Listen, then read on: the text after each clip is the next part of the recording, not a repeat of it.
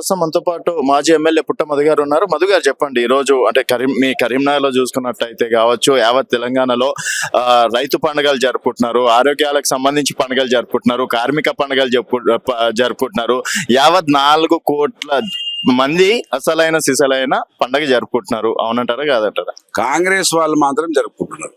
Congress party వాళ్ళు వంచి మోసం చేసి యావత్ తెలంగాణ ప్రజలను మోసం చేసిన ఏకైక భారతదేశంలో పార్టీ తెలంగాణ రాష్ట్ర కాంగ్రెస్ పార్టీ. ఈ తెలంగాణ రాష్ట్ర కాంగ్రెస్ పార్టీ నిజంగా వీళ్ళను ఎన్ని అవార్డులు ఇచ్చినా తక్కువనే. మోసంలో, దగాలో వీళ్ళను పద్మశ్రీ ఇవ్వచ్చు, పద్మ విభూషణ్ ఇవ్వచ్చు, డాక్టరేట్ ఇవ్వచ్చు, అన్ని ఇవ్వచ్చు.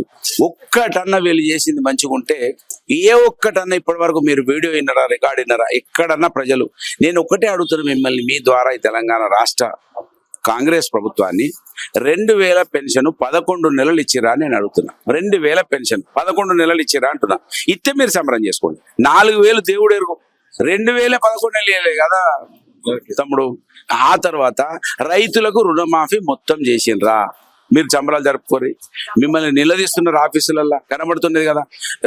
యువ వికాసం అన్నారు, 4000 రూపాయలు ఎవరికైనా 4 నిరుద్యోగ భృతి ఇచ్చిర్రా, గ్యారెంటీలలో పెట్టిర్రు కదా. ఆ తర్వాత 5 లక్షల రూపాయలు ఏటీఎం కార్డు ఇస్తాను, ఇచ్చిర్రా? ఒక్కటన్నా చూయించు. మరి ఉద్యోగ అప్పులు ఉన్నాయి, అన్నీ ఉన్నాయి. ఆ విధ్వంసం తెలుసు మాకు, అప్పులు తెలుసు, మేము ఎట్లా వనరులను సమకూర్చుకోవాలనో, ఎట్లా పరిపాలన చేయాలనో.